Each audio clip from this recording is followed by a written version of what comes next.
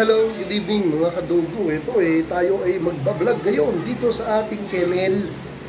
So, meron kasi kaninang umiiyak-iyak na konti. Gustong pumasok ng bahay.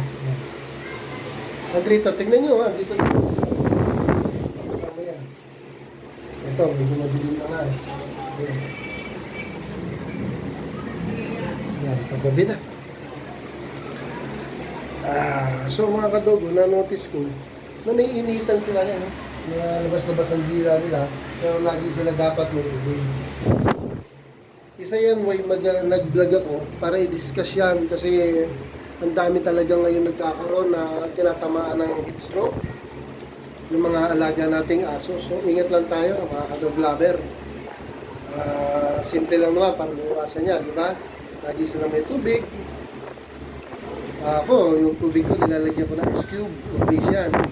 Pag bumababa ako, lalagyan ko ng ice cube. Basta every time na bumababa ako dito, nilalagyan ko ice cube. Ibis na thrice a week ako magpaligo, ginagawa kong if possible, mga 4 times, 3 to 4 times na silang maligo ngayon. Kasi talaga i-avoid nila. At yan, nagdagdag ako ng mga electric fan, dalawa na yan. Yan. Tapos naka-monitor pa sila yun. May CCTV ko yung aking gate para nakikita ko kung ano yung activity nila. Dahil mamaya, nasa taas ako, nasa kwarto. Kaya nagpapanting na pala o hinihinga. Mga ganun dapat natin babae para sitwasyon yung tubig. Okay? And isa pang concern ko mga kadugo, nakikita ko rin sa mga post ngayon na maraming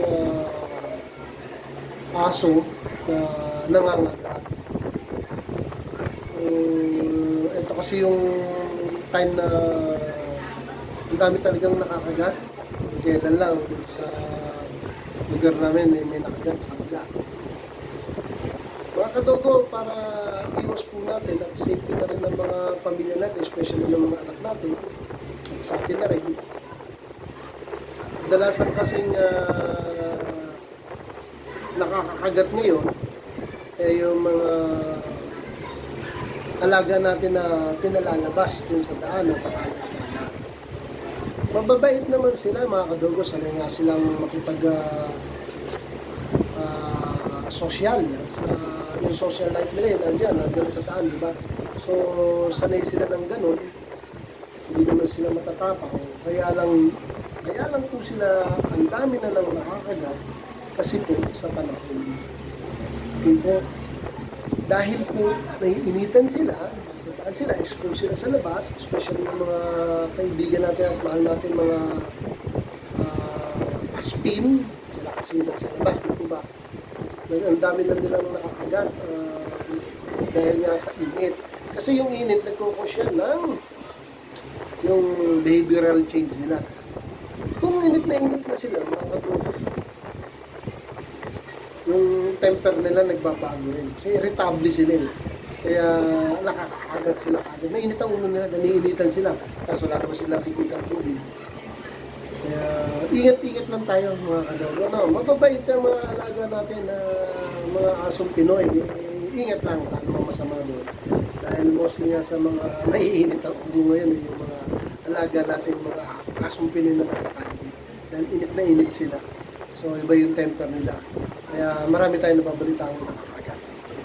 Ang akin lang po kaya ako po ito diniscuss dahil ingat lang. Wala naman masama itong magpipilihan. And even itong alaga natin kahit nasa bahay, nag-change din ng behavior dahil nga rin sa init. Ito, sa init. Kaya lang, like what I said po, mas expose yung init dun sa mga aso na nasa labas po at na pag-alaga nasa labas. Sobrang init sa heat wave niya. Kaya ingat po tayo. Iba po ang behavior ng mga alaga natin yan, irritable sila. So yun na, mga kadugo, to avoid yung heat stroke at bumalik yung normal na behavior na lagi natin silang niluluan, alagaan sa tubig, kung pwede, lagyan natin ng yelo para pag uminom sila, refresh sila at malamig na inom nila. Hindi ko naman sinabing laging may yelo. Kasi pag nakikita yung tubigan nila, wala yelo, hindi natin nagdala, 3 piraso ng ice cream.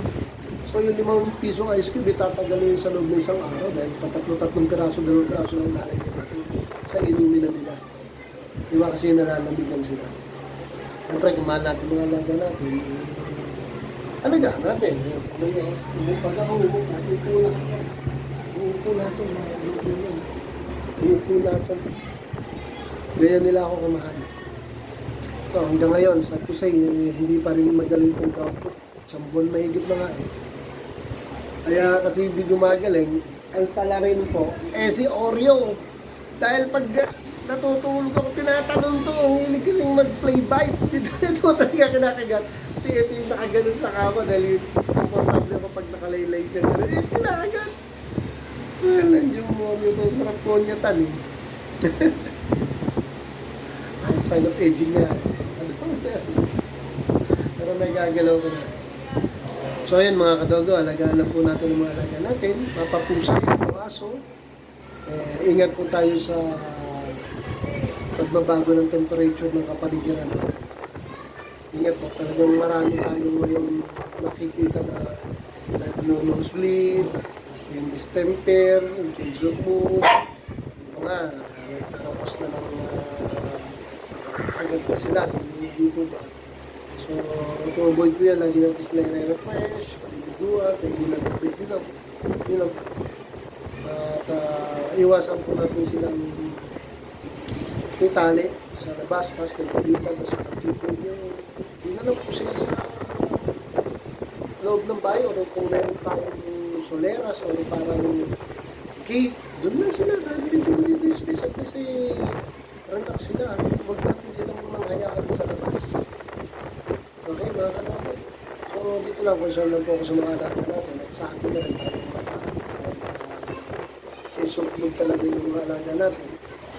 Dahil sa sobrang init, iwas na po tayo na makagat sila.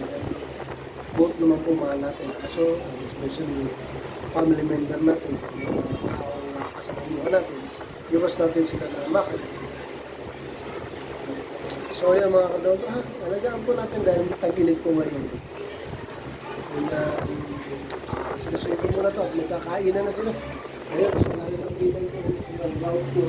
Ito bilay ko. Ayun, laki-laki ko. Ang laki-laki niya na. Magkakatid yung bagyan. Saya, dito naman ang mga kadangga ha. Papakain po muna ako. Thanks for watching and may God bless us all.